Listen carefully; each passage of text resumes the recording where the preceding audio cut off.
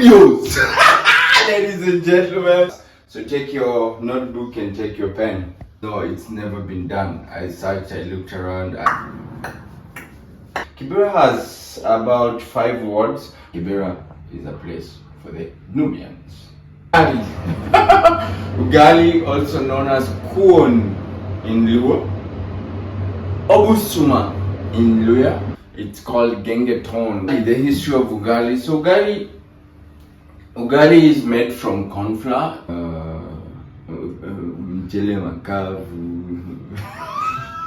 So the Luya were the first people to make ugali. Kaukati. But hey, no, if somebody can go more than 3 days in Kenya without ugali, that is not a Kenyan. So what you want to do is make it very solid. So ugali in West Africa is what they call fufu. And so a lot of Kenyan men will pretend or say in the crowd that they don't cook, cooking is for women. And smelling good, by the way. The ugali feels a lot. I really appreciate you guys. Until I see you again, adios!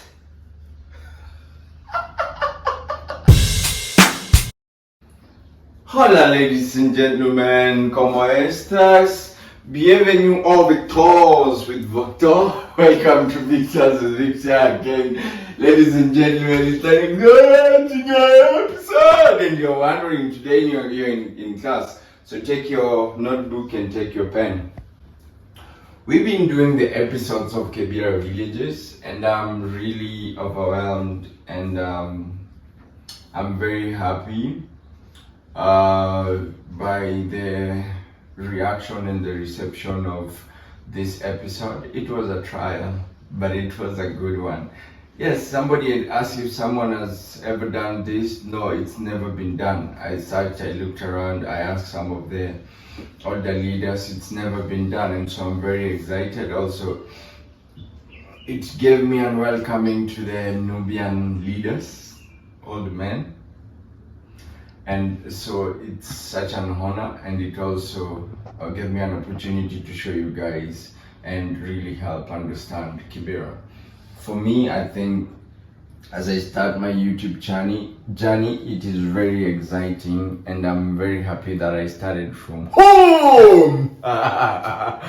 And so as I continue the journey now, you guys a little bit understand who Victor is, where he's from, Kibra, and everything. So like we said, culture difference is one of the things that leads to judgment, and a lot of judgment is passed regardless of where you come from.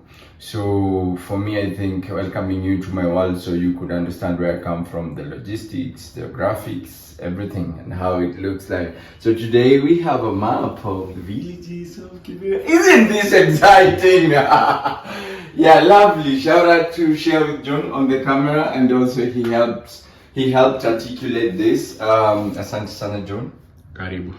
Check his YouTube channel on description, and please subscribe. And so these are the villages, and this is what I was telling you guys. Kianda was the first, had to be the first, because this is where I grew up. Olympic is where we at.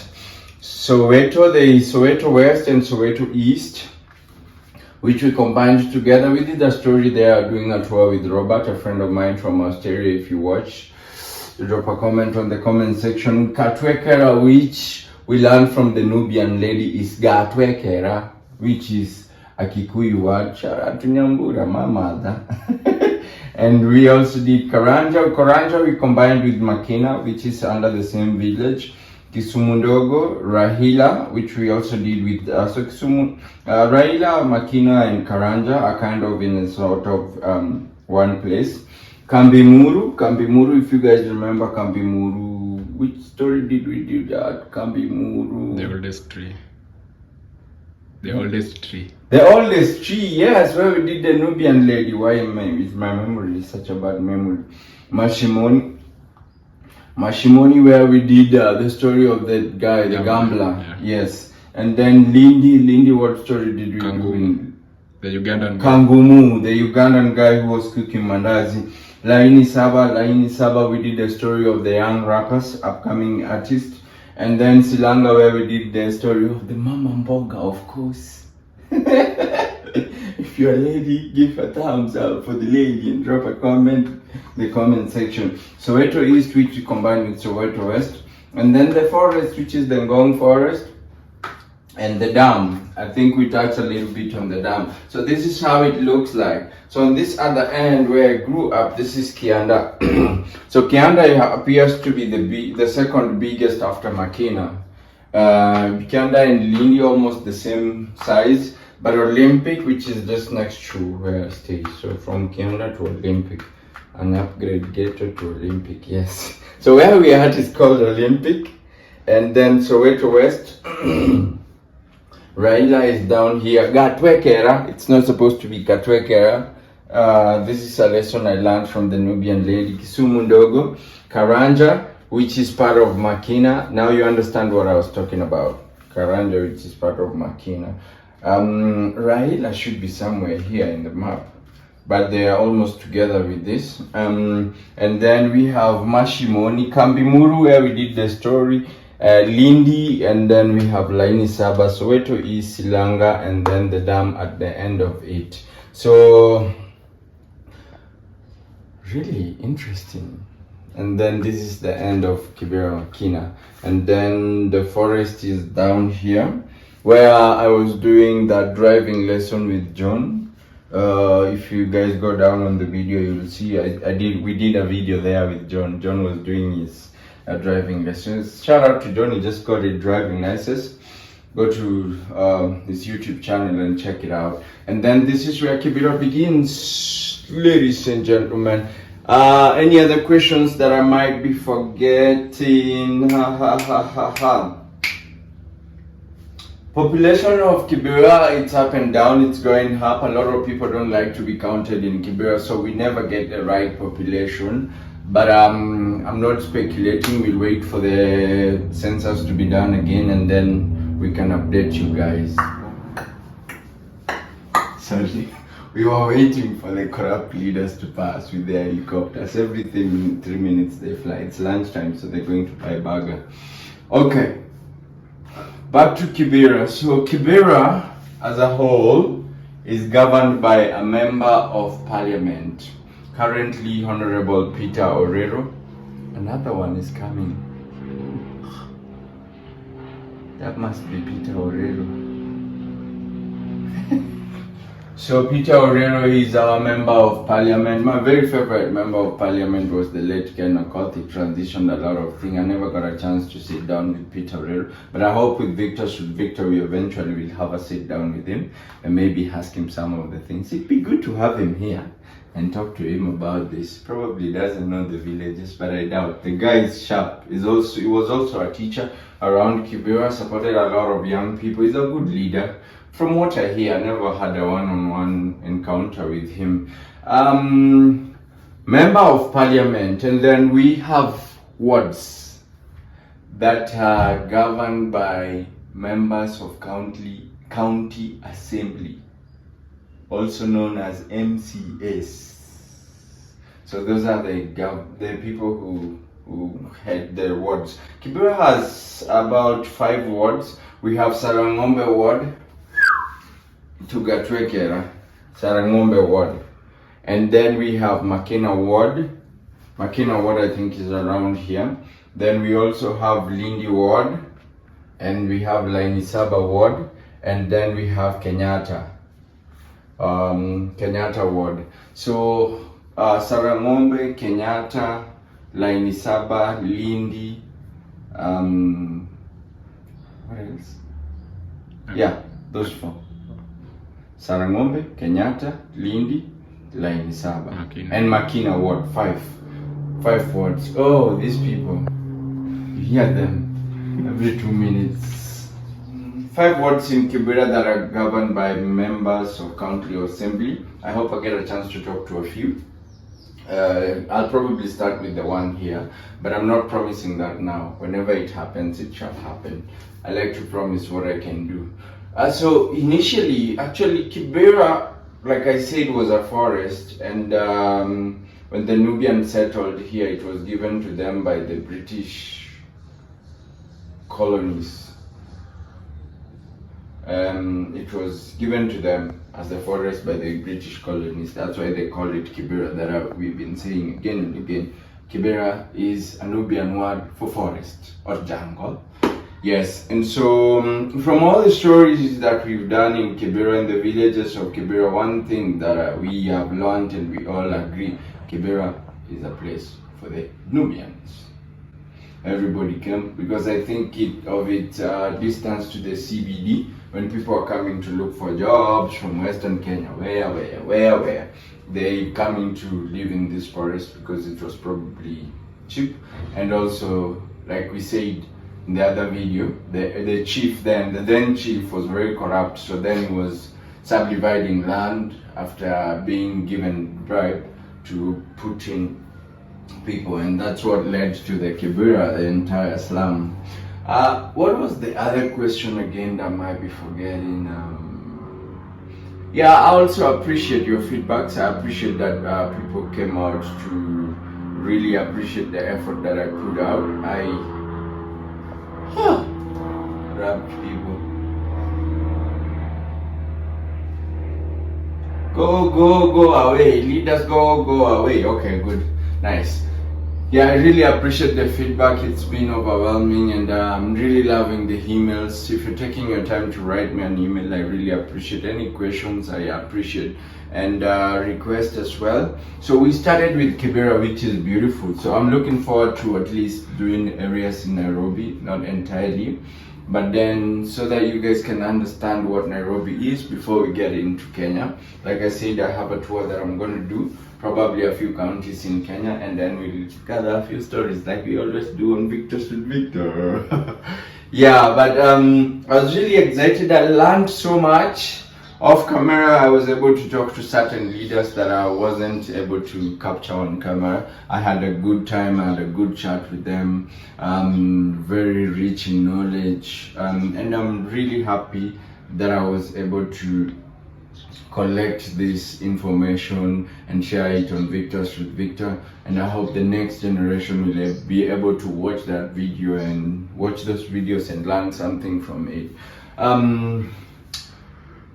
Yeah, that was about it for the villages. So the next thing that I'm aiming to do, I don't know when they'll give me a go ahead, 11 days to Ramadan. So I also want to honor that. I don't want to pressure them, but I'm also trying to get the Nubian old leaders to be able to talk about, because they were there. Kibra was established after the Second World War, and there are a good number of them who are there, who are still there. There's some who don't want to speak, but they have the knowledge. Like in the previous video, you saw the woman I was helping out of the motorbike. She was there since, and now she's old. She has pressure. She can't talk a lot. But I'm really hoping to be able to meet these old Nubian men to be able to share with us the history and the story of Kibera until now. Drop a comment on the comment section if you know you want that. If we should do that. If we don't have to do it, then I'll probably just go and do it for myself. But yeah, it was very exciting. What really incited this is because when I started showing Kibera, I just didn't want to go and show you guys videos walking in Kibera. I've seen vlogs like that, but I wanted to at least bring a story of hope and, you know, rejuvenate and just share with some of the positive stories that are happening in Kibera, because I feel like everybody who's doing a story in Kibera, it's probably for views. This is beautiful, but they're always sharing the negative in Kibera, the crime, the dirty, and I really appreciate that a subscriber would commented that every vlog that leaders.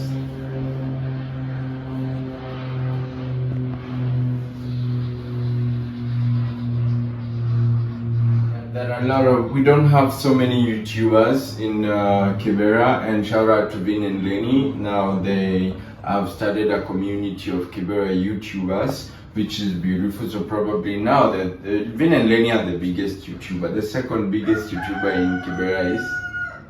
The second biggest is Victors with Victors with Victor, followed by Summer Pakro, and then share with John and Queen Quinta.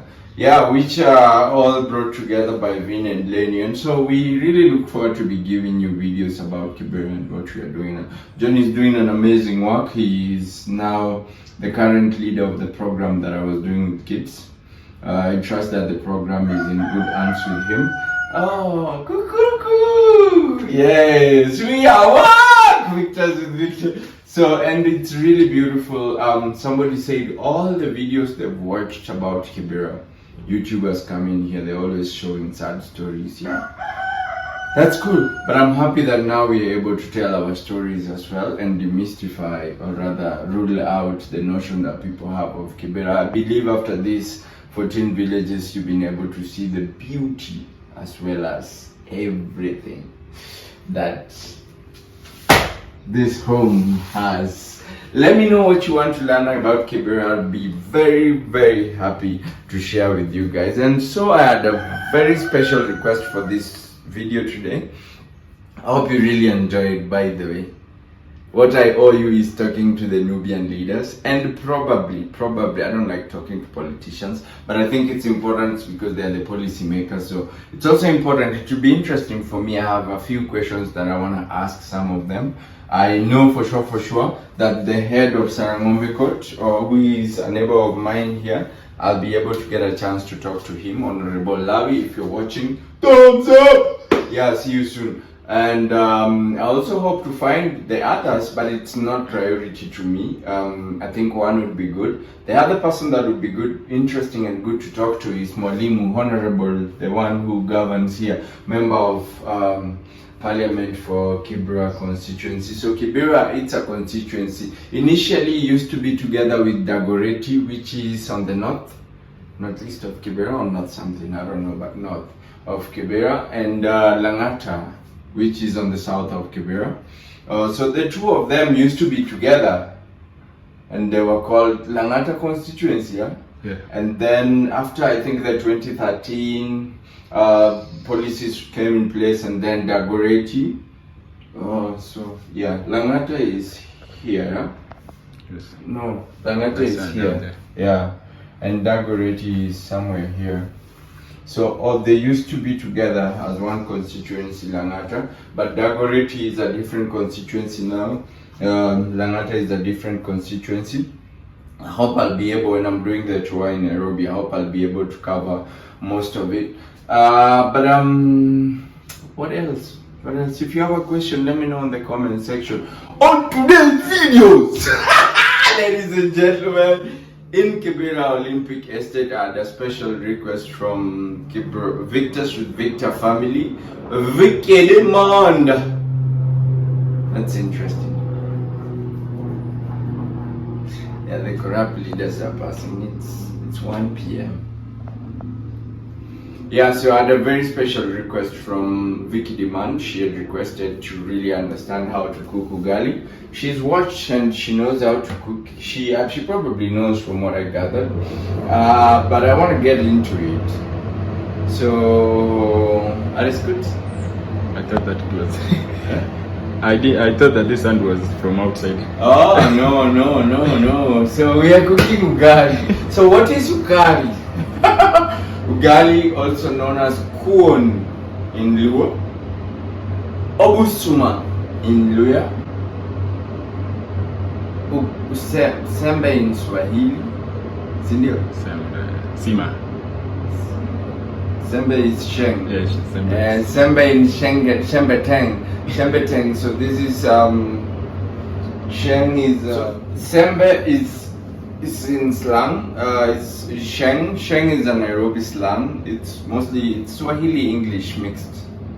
Swahili kidogo, English kidogo. So sheng English, Swahili sheng. Swahili English, yes. But it's mostly spoken in Nairobi and its surrounding. And it was started by young people. Now it's becoming a big thing. I'm not a very huge fan of it, sorry to say. But there are people who perfected it, especially in Kibera and some of the how do you call them, informal settlements. It's spoken a lot. There is There's music that is out that is purely in Sheng. It's called Gengeton. Check out Gengeton on YouTube and you'll see if you like it. Ugali, the history of ugali. So ugali is made from corn flour. Corn was actually introduced, I was reading a little bit about it, was introduced by the Portuguese around the coastal regions during the trade in the 19th century. And then it is really interesting because it is not hugely taken in the coastal areas. The coastal areas is mostly rice, biryani, pilau, mchele makavu. Sometimes but it was introduced by the Portuguese when they were trading along the coastal areas. But interestingly, ugali is actually eaten more in the western Kenya, which is far from the coastal area than it is eaten on the coastal areas. But it was first, the corn was first introduced by the Portuguese as the coastal areas. I really wonder if that is the first time, that is the history I have. But I really wonder if it's the first time Kenya had corn. Yeah, so then ugali is actually, this is interesting because I had made porridge today. Ugali is actually an upgrade of porridge. You see porridge, this is porridge. I know everybody knows porridge. So I made porridge. This is a different porridge though. This is wimbi. How do you call wimbi in English? Millet. Huh? Sorghum. Sorghum name. Bell. Millet. Millet, yes. Millet, I don't know. Yeah, but then, so the Luya people, when they were making this, they made the thick porridge. Then they realized that they could eat it. That's what I'm gathering. So the Luya were the first people to make ugali. Kaukati! Ugali is known for the Luo, but the Luyas are also huge on it. They are the introducers of ugali. That's what I'm getting. And so, yeah, it's become a staple food for the Kenyan people. Hey, no, if somebody can go more than 3 days in Kenya without ugali, that is not a Kenyan. I mean, the Kikuyu do, because mostly their staple food is ngwashe, or rather Irish potato. So what I'm gonna do, usually I don't do cooking videos, but this was a request from Vicky Demand. Vicky Demand, this is for you. So first of all, you warm water. In most cases, I grew up cooking ugali on firewood or on jiko. Yeah. So it's just me with John. I don't know if I need ugali, but now that I'm making it, I can't remember the last time I actually cooked, by the way. Oh, this morning I made porridge. John is not a huge fan of porridge. I made it because I was working out and today was leg day, so I needed something heavy. Yeah, so I just did 3 cups. Three cups is enough. Yeah, it's enough. You sure? Because I think I'm still full because of the porridge that okay. So maybe Benji might pass by. Yeah. So after you put the water, I mean the water is warm, but you just want to confirm. So this is how I was taught. My mother, shout out to Nyambura. I'm soon gonna be seeing her. Nyambura! Yeah, so you let the water warm, and as it warms, also the best way to know when it's ready, it's actually to, so remember we had 3 cups. You sprinkle so this is the corn flour. Here we call it maize flour. You see? It's different in different places. They are yellow. Like when I was in the US, I used to use yellow. After what I was using was, what I had carried was done. So usually when I travel to Western countries, there are major things that I carry. I will carry two packets of ugali flour. I will carry probably 4 to 5 kg of rice, green grams, and dried vegetables. One, because like for instance, I'll give you an example. Now when I was in Chicago for my residency, I was living in front of Trump Towers, comfort suits, because I was working with a few universities around Chicago, and so life around there was very expensive. And as you guys know, if you don't have a card for the subway, you have to pay as you go into the subway, and it's also expensive to go to the outskirts. So for me, I always want to make the most. I don't like spending when I travel. I save to come and spend in my country. So usually I carry food from here, which has really helped me save. The first time I was in the US, I didn't think about it, and so whatever I was paid, I shared it equally with Uncle Sam. I shared it equally with the government. And so, for me, from then, Europe and America, when I go, I carry ugali flour. So if I'm gonna be in Europe and the US, you can visit me in my first days, and I'll cook for you ugali. So you see, so this is how you realize that you can show them that the water is ready. So this is ready. Don't start cooking until you see that the water is ready. I'm gonna clean this so that we can use it.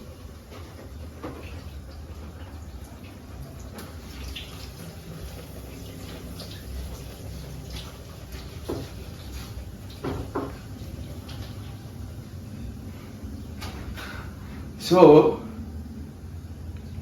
this is called a cooking spoon. In Kiswahili they call it mwiko. In Kikuyu they call it, I can't remember what they call it.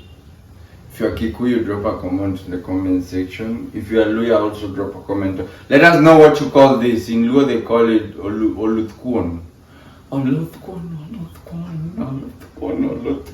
Okay, so now it's ready. It's really ready. So what you do, Vicky Demand, this is for you.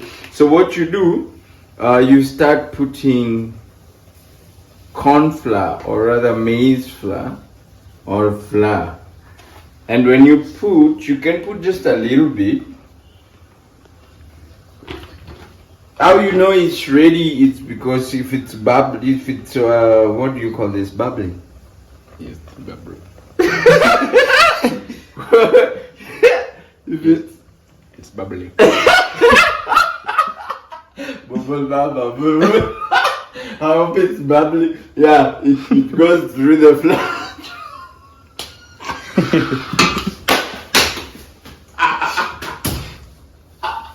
Oh, we need to go girl. Oh, English is not our best language, but we're trying. So this is called. What is this? That's tongues.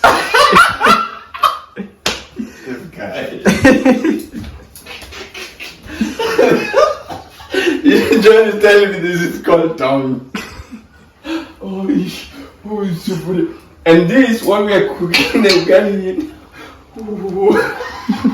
I know you guys call it cooking pan, but this is aluminium, which is the best here. I think they make it here. I've never seen it in the US. Here we call it sufuria. Sufuria is the best place to cook ugali, but you can cook it anywhere. In the US, I cook it anywhere. So now you start to stir. As you stir, you have to be very careful, because sometimes when it bubbles, the bubbles might come out and drop on your eyes. So you stir. For ugali, you just stir continuously, but not like crazy. Like sometimes when I'm teaching guests out, when I used to teach guests, do you still teach guests out to cook ugali? Yeah. Okay. Yeah, before John started working here, I was working here because I wasn't able to pay someone. No, Becky was working here before you, yeah? Yes. Yeah, before John and Becky, I was working here because I wasn't able to pay someone. So I would teach guests how to make ugali, and some of them would just... It's continuous, but it's gentle. I'm a gentle man.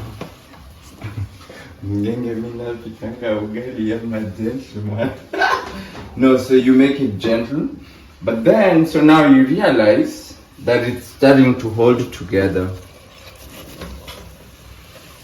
So there is no, for ugali, you see, like rice, I would tell you 1 cup of rice equal 2 cups of water. For ugali, it doesn't work like that because sometimes the flour is different. It could be millet, or it could be cassava. Also, they make ugali using cassava millet. But cassava, too much energy. That's for the Luyas. So, now you put, but then this one, it has to be, I don't know, do you say intuitive? Like you have to feel it. There is nothing like portion. You have to, as you continue pouring you feel it with the cooking spoon. As you continue cooking, you feel it. There has never been a portion for ugali and water. This is the amount of water you put for this amount of ugali flour. Now you just take your time. Just make sure it mixes. As you cook it, just make sure it mixes with the flour. And then if it's still loose like this is still loose, you see. So what you want to do is make it very solid. So actually ugali, you see I've added flour. Actually ugali in West Africa is what they call fufu in West Africa. But the fufu is very different from ugali because I think they also make it in West Africa using sorghum.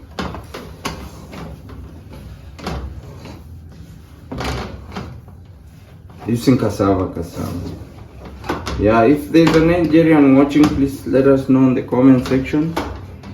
And also share with us in the comment section if you guys do the same. So this is where Vicky the man, now look, this is where now you want to pay attention. If you put excess flour, you're gonna have flour seen around. So you just put in a little bit and make sure you just keep stirring.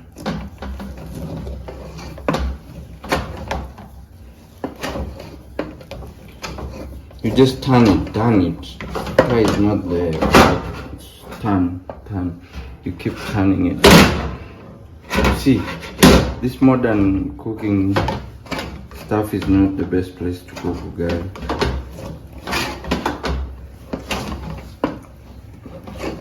And you know, these are very modern things. These are not the best things to hold ugali on.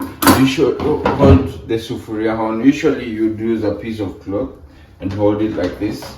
Just make sure it's not touching the ugali. So you see it's getting shape.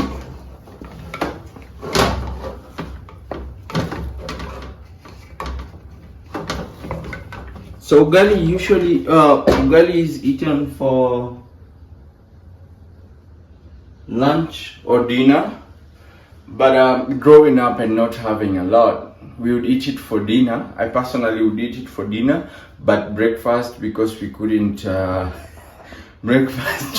because we couldn't afford bread or sometimes chapati or mandazi, I would preserve some ugali for breakfast and take it with a strong tea. If you guys know strong tea, what we call strong tea here is called black tea in America or in the Western world. So this was what I sometimes would take for breakfast. Not always, but mostly. I remember a couple of times when my mom could not afford all those chapati, mandazi, we would use this for breakfast. The other thing about Kenya, so for me, I think growing up with my mom, I learned how to cook everything. Also being the last born, there was no gender roles or gender chores. We are 5 siblings. I have 4 siblings. I'm the 5th, and 2 sisters and 2 other brothers. But we used to do everything. I used to clean, I used to cook, I used to do almost everything. I mean, as a last born, I had a little bit of, but I learned to do a lot of this thing. In Kenya, there is something with toxic masculinity. And so a lot of Kenyan men will pretend or say in the crowd that they don't cook, cooking is for women. And you know, why are you cooking? Uko na umama, like you have feminine inside you. I mean, everybody has femininity inside them, and every woman has masculinity inside them. That's why my mom was able to raise me after the death of the late my papa, and also that's why men are able to, do certain things that women can do. There is shame. There has been shame over time on doing that. But I think where I realized that it's stupid is like when I traveled to the US the second time. I'd be making poor decisions. When I traveled to the Western world, I already knew how to cook. Can you imagine if I didn't know how to cook? And it really helped me save. So a lot of Kenyan men will be like, oh, Victor, you are cooking. You are behaving like a woman. Yeah, but it's cool. Whatever you say, whatever anyone tells you, as long as it doesn't affect your life. Yes, I'm cooking. So, if I don't cook, will you pay my bills? You don't affect my life. So, you let me do me. If you are struggling with yourself, you struggle with yourself. Me, I cook for my woman. I'll wash for my woman when necessary. Because think about it. If you decide, with your brokenness, if you decide you don't want to know how to cook, you don't want to know how to wash, you don't know. If your woman decides to leave you with the kids, what do? You can't afford a house help. What do? You don't know how to cook. It's an embarrassment to your kids. It's a letdown, Yeah, so anyway, everyone choice. You can live your life, but don't try to reduce me. So the ugali is ready. This is the shape you put the ugali in. Picky demand, I hope it helped. So, and all of you guys, I hope you enjoyed this video.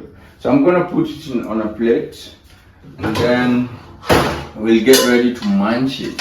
I wasn't ready for ugali. But also, if you want more details on how to cook ugali, John is always doing a lot of cooking videos. I'm not a very huge fan, but look at it. Kaugali. This is what we call ugali in Kenya. Looking pretty like you guys. And smelling good, by the way. So this is known for, it fills, the ugali fills a lot, and also it gives you energy. You have a lot of energy through the day. I'm not eating it a lot nowadays because I'm trying to reduce my belly. Yeah, but this is ugali. Usually the accompaniment would be mboga, vegetables, or kales, any sort of vegetables, if you're not able to afford anything. For common Kenya or many poor or people who don't really have much, they do this with vegetables, which are cheaper, probably like $0.25. The ones that mama was cutting in Silanga village. Yeah, if you're very a little bit blessed, or rather fortunate, you can do it with beef or fish or omena. Omena is the finger. You call them fingerlings. Fingerlings. Sardines. Sardines. Yeah. What are fingerlings? Fingerlings are easy. Full. Full. Yeah, you can eat them with fingerlings or sardines. Oh my god. Okay. Or even fish. The Luo people, the people by the Lake region, will do a story of the Lake region in the coming future. They eat it with the fish, fingerlings, or sardines. And then the Kikuyu people eat this with maharage, beans. That's what we call maharage in Swahili. Which tribe? The Luya love it with nyama, Kuku, chicken. The Luya are known for chicken. Kuku people, hingaho. Yeah, and then coastal people also eat it with beans. Different people eat it with different things. In Tanzania also people eat. This is mostly for Tanzanians and Kenyans. I saw it in Rwanda as well. They do it with the agatogo. Agatogo in Rwanda is like, how do you call matumbo? You don't know. Let us know what matumbo is. I used to know matumbo. Matumbo is called, yeah, matumbo. Google matumbo. matumbo as we go. Yeah, but different people eat it with different things. In East Africa, it's like one of the common foods that when you come here will feed you. Vicky Demand, I hope that helped. And I hope you guys learned something from ugali. Villages of Kibra. So until I see you again, ladies and gentlemen, keep it log, Victors with Victors. News! Please, if you're new here, remember to hit the subscribe button. Road to 3K subscribers. And if you are a continued supporter, we appreciate you. Victors with Victor family. I see you guys in the comment section. I really appreciate you guys. Until I see you again, adios!